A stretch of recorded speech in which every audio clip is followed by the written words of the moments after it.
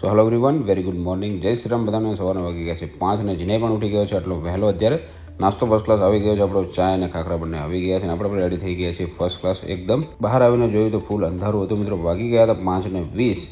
આપણે જવાનું છે મિત્રો બહાર, તો એના માટે બને રહેજો બ્લોગની અંદર. આજે પણ રેડી થઈને આવી ગયા છે. જીને પણ બહુ એક્સાઇટેડ છે સાથે આવવામાં. સોસાયટીમાં આજુબાજુ જોઈએ તો બધા જે ઊંઘ્યા છે, અમે વહેલા ઉઠી ગયા છીએ. ફેમિલી સાથે મિત્રો નીકળી ગયા છીએ બહાર. થોડાક ઠંડી પડી રહી છે, આપણે બાંધી રહ્યો છે રૂમમાં. તો મિત્રો આપણી શોપ પાસે આપણે પહોંચી ગયા છીએ. અહીંયાથી હવે જઈશું આગળ, બ્રિજ પર ચડીશું. પછી આવી ગઈ મિત્રો આપણી સ્કૂલ, જ્યાં આપણે ભણ્યા છીએ. મેટ્રિક્સ પાસથી આપણે કરેલું છે.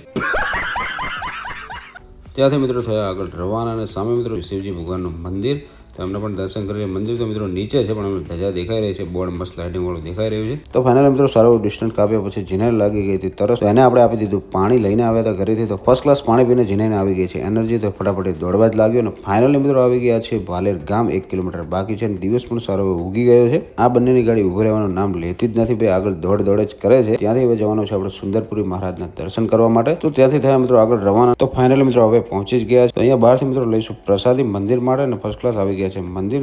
તો ફાઇનલી મિત્રો આવી ગયા છે મંદિર. બૂટ ને બધું નીકાળીને જઈશું અંદર. ને ફર્સ્ટ ક્લાસ સવારનું વાતાવરણ, તો મોર્નિંગનો વ્યૂ એકદમ જોરદાર હતો. સવારના સારા એવા મસ્ત મજાના દર્શન પણ થઈ ગયા અને પછી સવારની ત્યાંની અમે ચા પીધી. તો ઉમંગભાઈ માનેલી હતી પાંચમ, તો એ જતા હતો. એમને કીધું કે તમે પણ આવો સાથે, તો આપણે પણ આવી ગયા હતા એમની સાથે. ચાલતા જવાની મજા જ કંઈક અલગ હોય છે.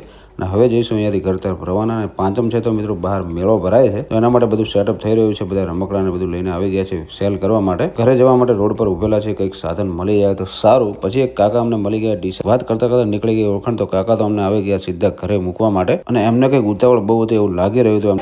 इसमें तो मुझे समझ में ही नहीं आ रही है क्या प्रॉब्लम है. વિડીયો પસંદ આવે તો લાઈક અને સબસ્ક્રાઈબ કરી લેજો. મળીશું નેક્સ્ટ મિની બ્લોગની અંદર.